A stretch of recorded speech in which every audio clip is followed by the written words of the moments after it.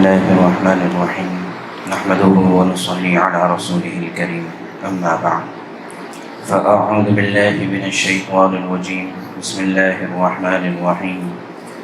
ذكر رحمة ربك عبده زكريا إذ نادى ربه نداء خفيا صدق الله العظيم۔ محترم بزرگوں، دوستو، اولاد کا مل جانا یہ اللہ تبارک و تعالیٰ کی طرف سے بہت بڑی نعمت ہے، اور اللہ تبارک و تعالیٰ سے اولاد کو طلب کرنا یہ انبیاء کرام علیہ السلام کی سنت ہے۔ لیکن یہ کہ اولاد کو اللہ سے مانگنا اور طلب کرنا، اس کے پیچھے مقصد کیا ہونا چاہیے؟ عام طور سے یا تو مقصد ہی کچھ نہیں ہوتا ہے،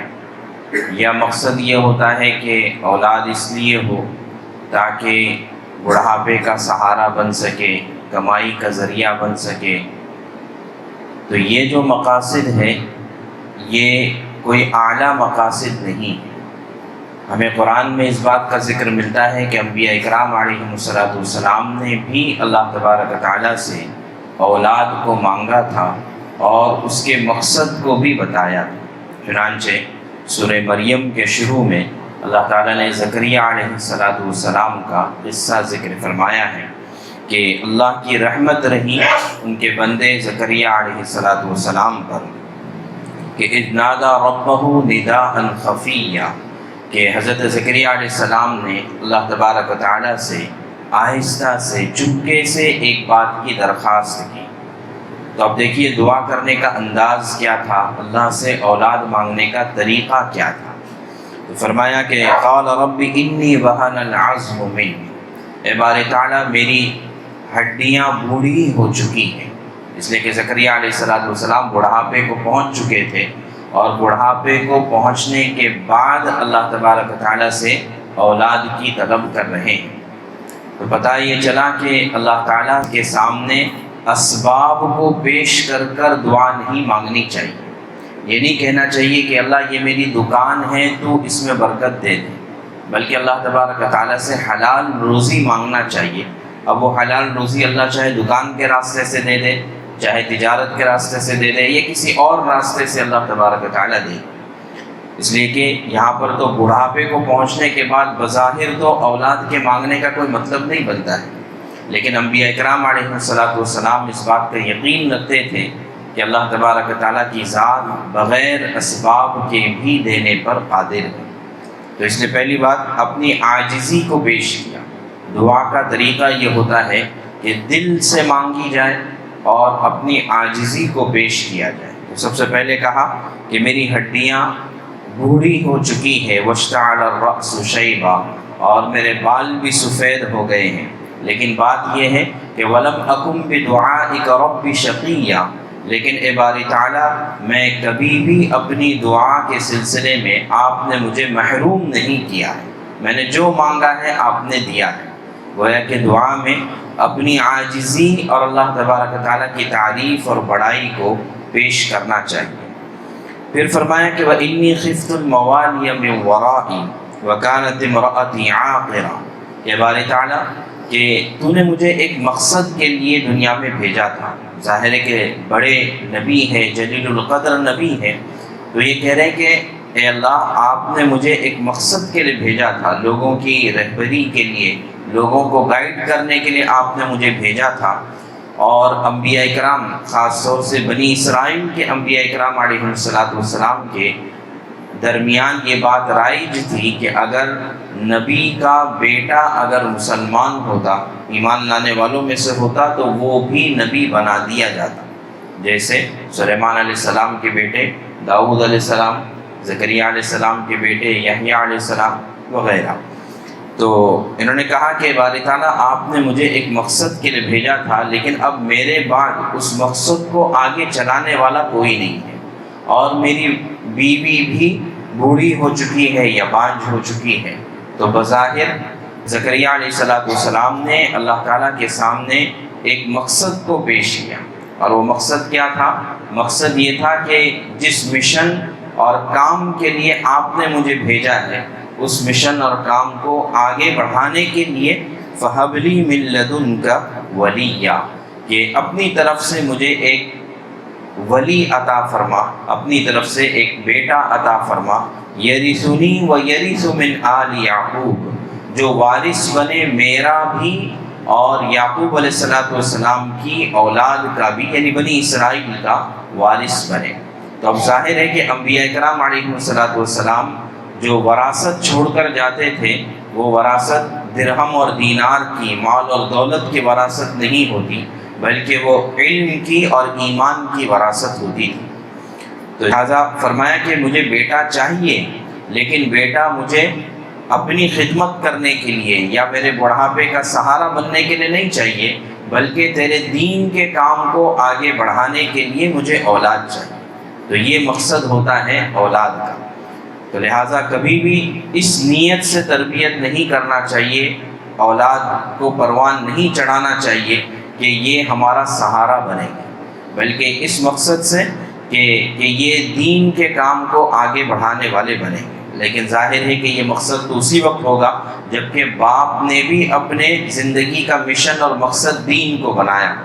ظاہر ہے کہ جب وہ اپنا مقصد دین کو بنائے گا تو پھر وہ اللہ تبارک و تعالیٰ سے اس بات کو پیش کر سکتا ہے کہ مجھے اولاد چاہیے جو دین کے کام کو آگے بڑھا سکے۔ وَاجْعَلْهُ رَبِّ رَضِيًّا۔ تو بہرحال پھر اللہ تبارک و تعالیٰ نے حضرت زکریا علیہ السلام کو یہ بات فرمائی کہ یا زکریا انا نبشرک بغلام اسمہ یحییٰ لم نجعل لہ من قبل سمیہ، کہ ہم تمہیں ایک بیٹا عطا کریں گے جس کا نام یحییٰ ہوگا، اور اس جیسا اس سے پہلے کسی نے نام نہیں رکھا ہوگا۔ چنانچہ یحییٰ علیہ السلام کا نام سب سے پہلے دنیا میں یحییٰ انہی کا رکھا گیا، اس سے پہلے اور کسی کا نام نہیں تھا۔ ایسے ہی اللہ تبارک و تعالیٰ نے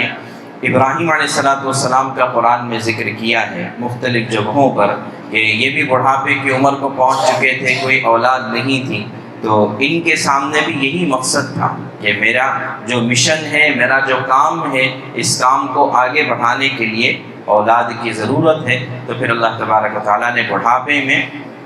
اسماعیل علیہ السلام بھی عطا فرمائے، اور پھر اس کے بعد اسحاق علیہ السلام، دونوں بیٹے عطا فرمائے۔ تو بہرحال اولاد کے پروان چڑھانے کا اور پالنے کا مقصد دین ہونا چاہیے، تو پھر اللہ تبارک و تعالیٰ تمام چیزوں کو آسان کر دیتے ہیں، ورنہ نسل کی تربیت کوئی آسان کام نہیں، دنیا کا مشکل ترین کام ہے انسان کو انسان بنانا اور اولاد کی تربیت کرنا۔ اس کے بعد جو ہے یہ تو ہو گیا اولاد کو طلب کرنا اللہ تعالیٰ سے۔ ایک اور جگہ پر اللہ تعالیٰ نے قرآن کریم میں اولاد کے طلب کرنے سے متعلق یہ بات ارشاد فرمائی کہ وَلَا تَقْتُلُوا أَوْلَادَكُمْ خَشْيَةَ إِمْلَاقٍ، ایک جگہ پر فرمایا کہ من املاق، املاق کے معنی آتا ہے فقر اور فاقہ، کہ آدمی اپنی اولاد کو قتل نہ کرے فاقے کے خوف سے یا فاقے کی وجہ سے، یعنی مراد یہ ہے کہ آدمی اس وجہ سے اولاد کا ارادہ نہ کرے کہ اس کو کون پالے گا اور کیسے کھلائیں گے، اور آمدنی تو اتنی ہے لیکن اولاد کو کس طرح سے بڑا کیا جائے گا۔ تو مطلب یہ ہے کہ فیملی پلاننگ، اس سلسلے میں قرآن کیا کہتا ہے۔ تو اگر فقر و فاقے کا خوف ہے تو اللہ تبارک تعالیٰ فرماتے ہیں نحن نرزقکم وإیاہم، کہ ہم تمہیں بھی روزی پہنچائیں گے، ان کو بھی روزی دیں گے۔ دوسری جگہ پر فرمایا ہم ان کو بھی دیں گے اور تم کو بھی دیں گے، یعنی مطلب یہ ہے کہ دونوں کو روزی پہنچانے کا کام ہمارا ہے، تم اس کے ذمہ دار نہیں ہو۔ تو لہٰذا روزی کی وجہ سے یا فقر و فاقے کی خوف سے اولاد کی پلاننگ کرنا یا فیملی پلاننگ کرنا یہ جائز نہیں ہے۔ درمیان میں بھی یہ مسئلہ اٹھا تھا پاپولیشن کے بڑھ جانے کا، تو پاپولیشن کا بڑھ جانا یہ کبھی بھی کوئی مسئلہ نہیں، بلکہ پاپولیشن کا بڑھ جانا ایک بہت بڑی اپارچونٹی ہے، ایک بہت بڑا ذریعہ ہے ملک کو آگے بڑھانے کا۔ اصل مسئلہ پاپولیشن نہیں ہے، اصل مسئلہ تو کرپشن ہے۔ اگر کرپشن قابو میں آ گیا تو سارے وسائل اور سارے ریسورسز کا صحیح استعمال کیا جا سکتا ہے۔ تو اسی وجہ سے جن ملکوں میں پاپولیشن کی کمی ہے وہ اپنا پاپولیشن بڑھانے کی کوشش کرتے ہیں اور فیملی پلاننگ کی ممانعت کرتے ہیں، منع کرتے ہیں کہ فیملی پلاننگ نہ کی جائے۔ تو لہٰذا پاپولیشن کبھی بھی کوئی مسئلہ نہیں رہا ہے۔ اور اگر عقلی اعتبار سے سوچا جائے،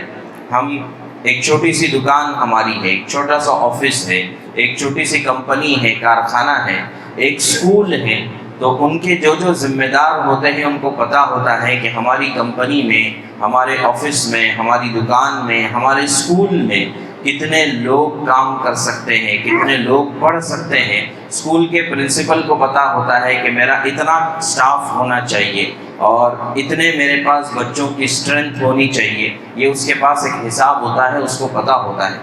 تو پھر ایک چھوٹے سے ادارے کو چلانے والے کے پاس حساب ہوتا ہے کہ کتنے لوگ میرے ادارے میں آ سکتے ہیں، کتنے نہیں آ سکتے۔ تو کیا اللہ تبارک و تعالیٰ جو سارے جہانوں کو چلانے والا ہے، کیا اللہ کو نہیں پتہ ہے کہ کتنے لوگ دنیا میں آنے چاہیے اور کتنے نہیں آنے چاہیے؟ ظاہر ہے کہ یہ تو عقل کے خلاف ہے۔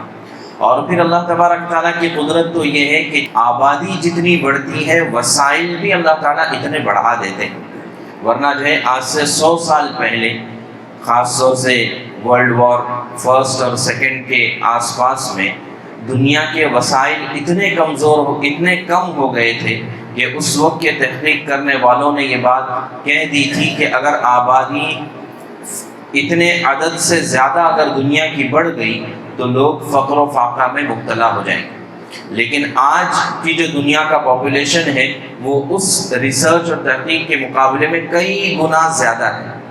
تو کئی گنا زیادہ ہونے کے باوجود بھی آج سب کھا رہے ہیں، سب پی رہے ہیں، کوئی فقر و فاقے کا مسئلہ نہیں ہے۔ تو اس لیے میں نے عرض کیا کہ جو ہے فیملی پلاننگ اسی وجہ سے ناجائز ہے کہ آدمی اس وجہ سے پلاننگ کرے کہ ان کو کون کھلائے گا اور کون پلائے گا۔